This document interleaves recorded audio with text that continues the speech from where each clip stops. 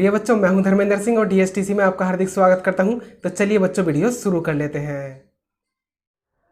बच्चों, इस वीडियो में स्टार्ट करेंगे कक्षा 10 गणित एनसीईआरटी का चैप्टर नंबर 3 दो चर वाले रैखिक समीकरण युग्म, और इसकी एक्सरसाइज है 3.3 और इसका प्रश्न नंबर 3 का तीसरा खंड करेंगे बच्चों।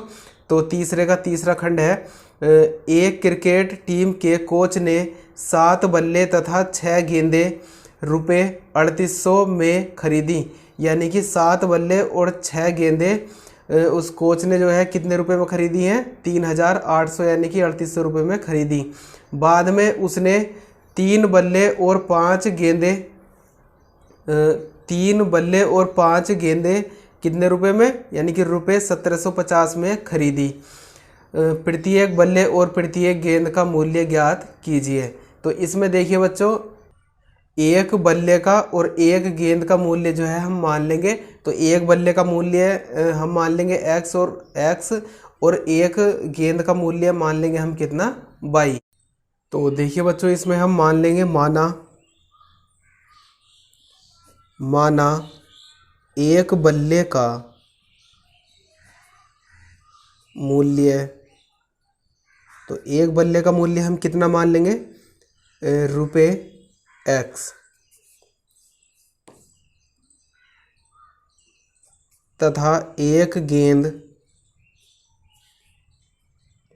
का मूल्य बराबर कितना? रुपये y। अब देखिए बच्चों, यहाँ पर जो है हमने मान लिया है, माना एक बल्ले का मूल्य हमने रुपये x मान लिया है तथा एक गेंद का मूल्य हमने रुपये y मान लिया है। तो अब इसमें प्रथम शर्त से देखिए बच्चों, प्रथम शर्त से तो इसमें जो है देखिए बच्चों, इसमें पहली कंडीशन यानी कि प्रथम शर्त में हमें दे रखा है 7 बल्ले तथा 6 गेंदें, यानी कि बल्ले खरीदे हैं 7 और गेंद खरीदी हैं कितनी? 6। और इसके लिए जो है कोच ने कितना अमाउंट दिया है? उन्होंने इसमें जो है 3800 रुपये दिए हैं। तो यहाँ पर देखिए इसमें है एक बल्ले का मूल्य x है। तो 7 बल्लों का मूल्य कितना हो जाएगा?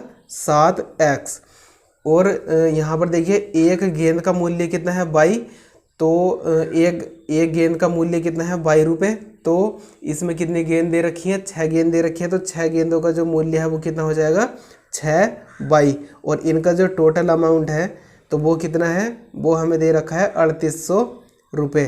तो यहाँ पर देखिए बच्चों, यहाँ पर ये एक इक्वेशन है, तो यहाँ पर रुपये लिखने की आवश्यकता नहीं है। तो यहाँ पर हम इसको समीकरण 1 मान लेंगे। और इसके बाद द्वितीय शर्त से देखिए, द्वितीय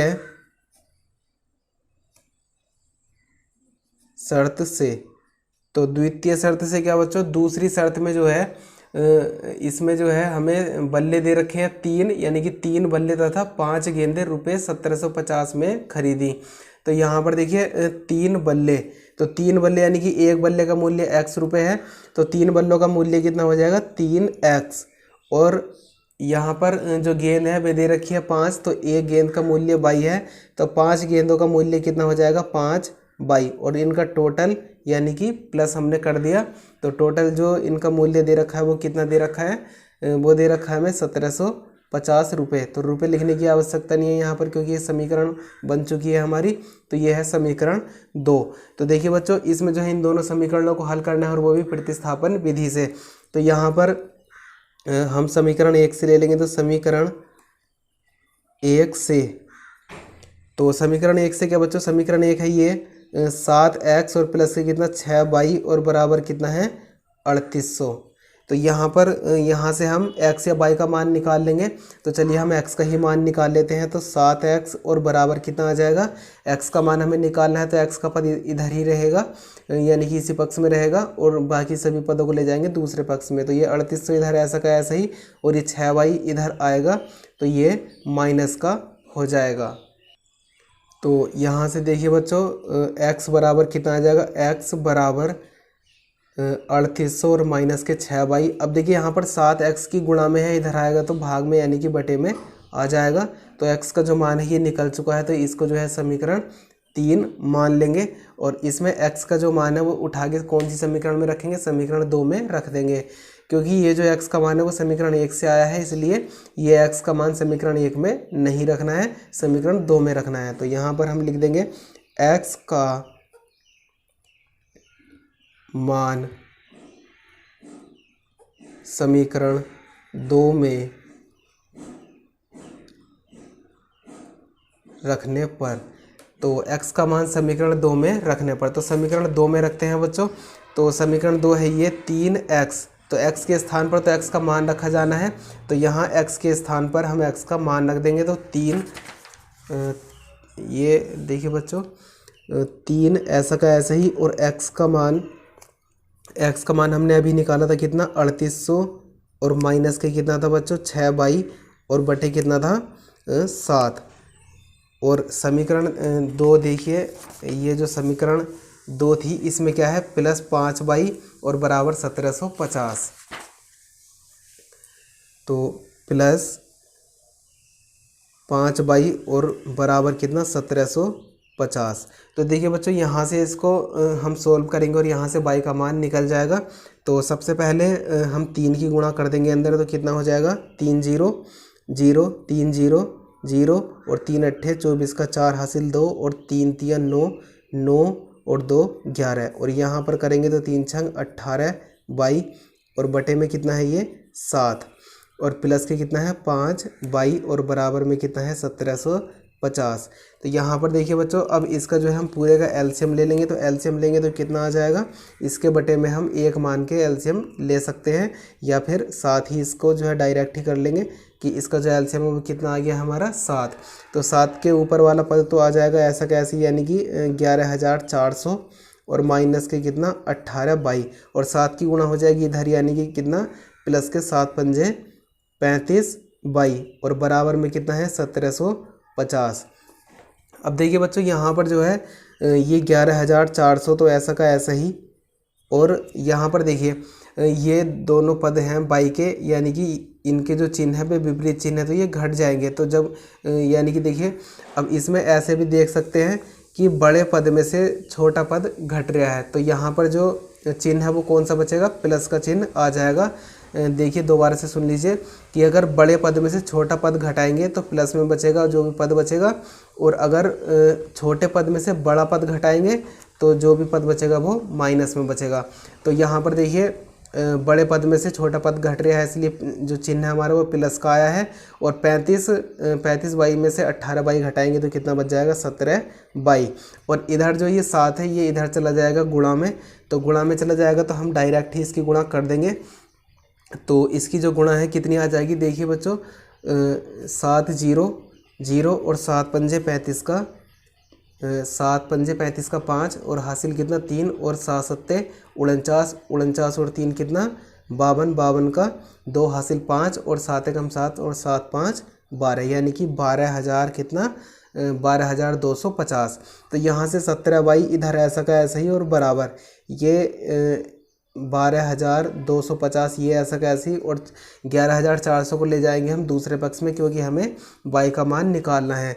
तो यहाँ पर 11400, तो यहाँ पर 17/, ऐसा का ऐसे ही बराबर। तो इसमें देखिए बच्चों 12250 में से ये संख्या घट रही है, तो घटा देंगे, बड़ी संख्या में छोटी घट रही है तो प्लस में ही बचेगी, और प्लस को शुरू में लगाने की आवश्यकता नहीं है। तो देखिए घटाते हैं, तो 0 में से 0 जाएगा, 0 बचेगा, और 5 में से 0 जाएगा, 5 बचेगा, और 2, तो 2 यानी कि अब देखिए 2 में से 4 नहीं जाएगा, तो इधर से दहाई लेकर ये कितना हो जाएगा 12, तो 12 में से 4 जाएगा 8 बच जाएगा, और यहाँ पर कितना बचेगा 1 1 में से 1 जाएगा 0, और 1 में से 1 जाएगा 0। तो यहाँ पर देखिए कितना आ गया है ये 850। तो देखिए ये 850 17 से कट जाती है संख्या, तो 17 से हम काट देंगे 17 पंजे 85, और ये 0 ऐसा का ऐसा ही। तो बाई का जो मान है हमारे पास कितना आ चुका है 50 आ चुका है। तो अब ये जो बाई का मान है उठा के हम समीकरण 3 में रख देंगे। तो यहाँ पर देखिए बाई का मान समीकरण 3 में रखने पर, तो बाई का मान समीकरण 3 में रखेंगे। तो समीकरण 3 जो थी बच्चों हमारे पास वो क्या थी, समीकरण 3 थी, देखिए बच्चों ये x बराबर 3800 माइनस 6/, और बटे कितना है 7। x बराबर 3800 माइनस 6y/7।